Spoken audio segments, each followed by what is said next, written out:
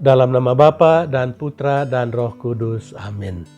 Bapak, Ibu, Saudara-saudari sekalian, salam jumpa kembali dalam Renungan Inspiratif Minggu Biasa ke-10 berdasarkan Injil Markus bab 4 ayat 20 sampai 35. Kekerasan hati orang-orang Farisi.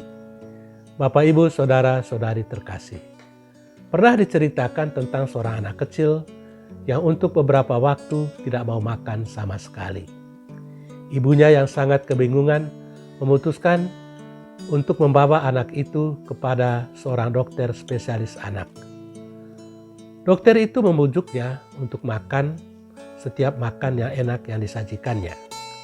Namun dia tidak berhasil. Maka akhirnya dia bertanya kepada anak kecil itu, "Nak, kau suka makan apa?" Anak kecil itu menjawab, "Saya hanya mau makan cacing." Dokter mengikuti kemauan anak kecil itu dan meminta perawat untuk mencari cacing dan mengantarnya kepada anak itu. "Inilah cacing yang engkau minta," kata dokter itu. Anak itu menjawab, "Saya mau supaya cacing itu digoreng." Perawat itu melakukan seperti yang diinginkan anak itu. Dan beberapa waktu kemudian, dia kembali dengan sepiring cacing yang sudah digoreng. Melihat itu, anak itu berkata lagi, "Saya hanya ingin makan 1 ekor cacing saja." Dokter memberikan 1 ekor cacing yang diminta. Tetapi anak itu berkata lagi, "Engkau harus makan setengahnya." Dokter makan setengahnya, seperti yang diinginkan oleh anak itu. Sudah itu, tiba-tiba anak kecil itu menangis lebih hebat lagi.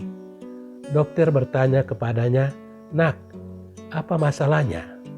Sambil menangis, anak itu menjawab, "Engkau telah memakan bagianku." Dokter itu bingung dan tidak tahu lagi dan tidak mampu meyakinkan anak itu untuk bisa makan. Bapak, Ibu, Saudara-saudari terkasih, cerita itu mungkin mengada-ada, tetapi pesannya sangat jelas, yaitu bahwa anak itu sungguh sangat keras kepala. Dalam bahasa anak-anak muda, anak itu suka nyeyel. Dan sifat nyeyel seperti itulah yang dimiliki oleh orang-orang Farisi yang dalam Injil hari ini menuduh Yesus dengan bermacam-macam tuduhan, seperti orang yang kerasukan Beelzebul atau mengusir setan dengan kekuatan setan. Bapak, Ibu, Saudara-saudari terkasih, sebagaimana kita dengar dalam Injil hari ini, Yesus dinyatakan oleh para pemimpin agama Yahudi sebagai orang yang kerasukan setan, dan bahkan oleh keluarganya sendiri, Yesus dianggap tidak waras. Apa yang sebenarnya terjadi? Mengapa keluarganya menganggapnya tidak waras? Alasannya ialah karena Yesus terlalu sibuk sampai makan dan istirahat pun dia tidak sempat. Tidak bisa orang hidup semacam itu. Mereka pun datang untuk membawanya pulang secara paksa agar dia bisa makan, bisa minum, dan bisa istirahat. Tetapi ketika mereka tiba di sana, terjadi diskusi hebat tentang kuasa Yesus mengusir setan. Ketika Yesus berhasil mengusir setan, orang-orang Farisi dan ahli-ahli Taurat mengirim beberapa utusan untuk memeriksa Yesus. Hasil pemeriksaan mereka adalah bahwa Yesus dinyatakan sebagai orang kerasukan setan. Dia mengusir setan dengan kekuasaan Beelzebul, yaitu kepala para setan. Tetapi Yesus menjawab tuduhan itu dengan tenang dan dengan akal sehat yang jernih. Dia menganggap pernyataan mereka itu sebagai pernyataan yang bodoh. Bagaimana mungkin kerajaan setan itu bisa bertahan kalau mereka berperang di antara mereka sendiri? Kalau hal itu terjadi, maka hampir pasti bahwa keruntuhan berada di ambang pintu. Di pihak lain, kalau kerajaan setan itu runtuh, maka pasti ada kekuatan lain yang lebih kuat.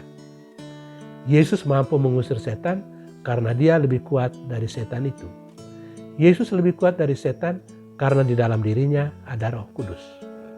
Itu sebabnya dosa dari ahli-ahli Taurat dan orang-orang Farisi itu tidak bisa diampuni karena mereka sendiri melawan Roh Kudus.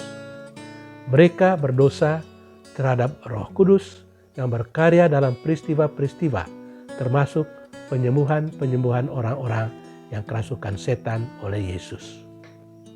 Saudara-saudari terkasih, tuduhan-tuduhan orang Farisi terhadap Yesus semata-mata disebabkan oleh karena kecemburuan dan iri hati.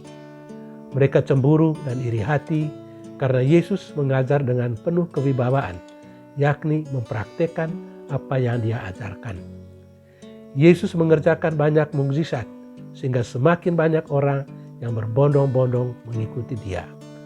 Hal seperti itu tidak bisa dilakukan oleh orang-orang Farisi dan ahli-ahli Taurat. Itulah sebabnya mereka iri hati dan cemburu terhadap Yesus. Semoga firman Tuhan pada hari ini menjadi sumber inspirasi bagi kita agar kita tidak murah iri hati dan cemburu terhadap orang-orang yang mempunyai kelebihan dari diri kita. Kita tidak boleh arogan dan nyeyel mempertahankan kesalahan, tetapi sebaliknya dengan berani mengakui kesalahan dan kelemahan kita. Tuhan memberkati kita. Amin. Dalam nama Bapa dan Putra dan Roh Kudus.